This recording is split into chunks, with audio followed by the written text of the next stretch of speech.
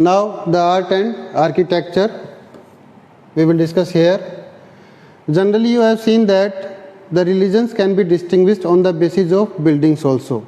Every religion is having a different structure for the religious building, like we can easily compare the building which is related to the Hinduism, that is temple, and a mosque which is concerned to the Islam. So we can see that there is a lot of difference between the structure of a temple as well as the mosque which is associated with the Islam. So they adopted a special kind of feature for their buildings, and which distinguished the Islamic religion from other religion which was existed at that time. So religious buildings were the greatest external symbol of the Islamic world.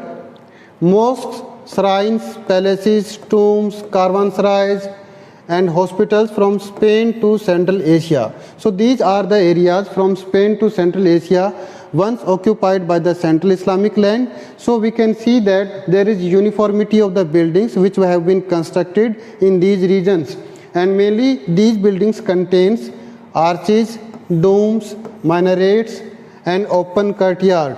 So this is the basic feature: arches, domes, minarets and courtyards in the middle of the building, that can be seen in each and every building which is related to the Islamic rule.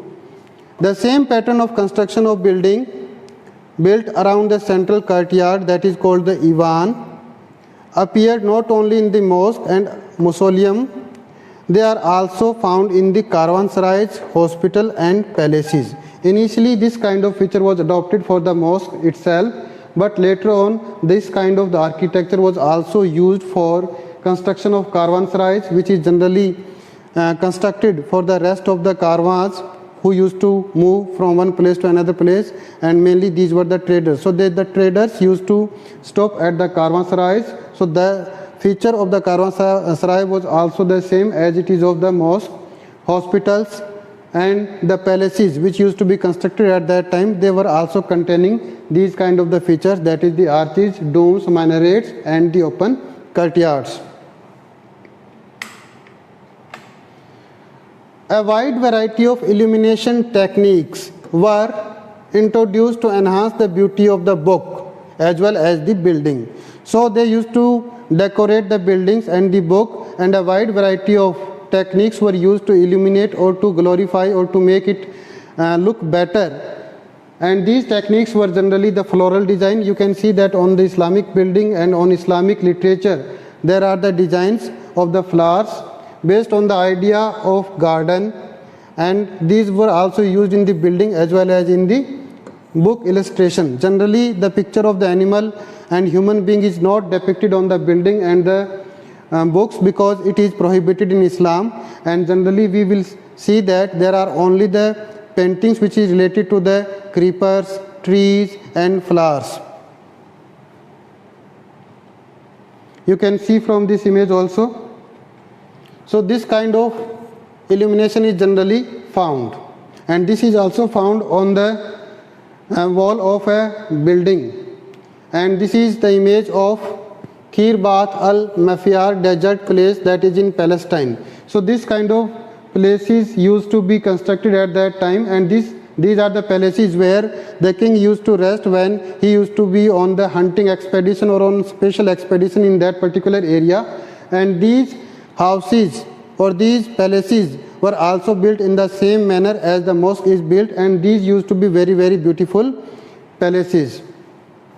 And this is the remain of that palace.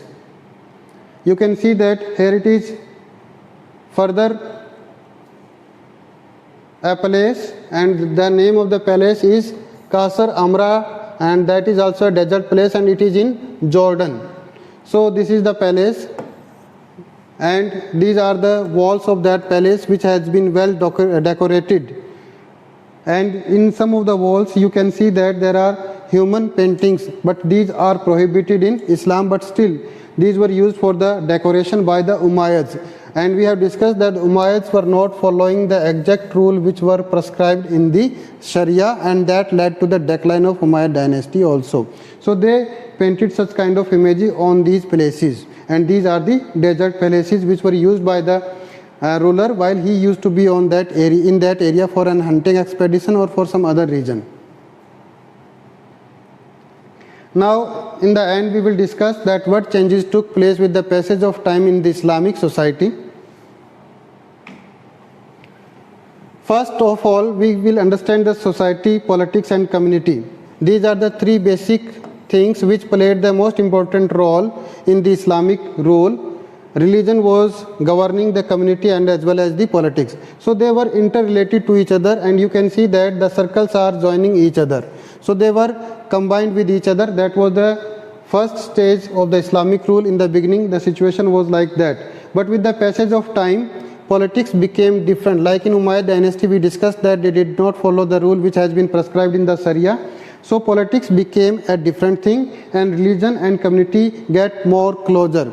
And we can see that a clear impact of the religion on the Islamic people community. It means the community became more orthodox in nature and they started following strictly the rule of the Sharia. But politics became different and it remains away from that kind of Shariat rule. They did not follow fully the rules of the Sharia. Like we have discussed in the centralization policy of the Umayyads and the policy which was adopted by the Abbasid dynasty, they were also not following the rules as has been prescribed in the Sharia. So politics became different and religion and community became superimposed with each other.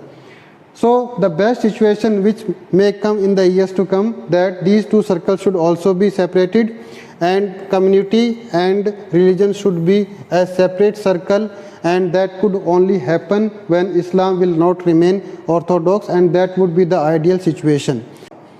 So that is the end of this chapter, and ultimately the Islamic Empire came to an end, and the final blow to the Islamic Empire was conducted by a king who was from the Central Asia, and his name was the Genghis Khan.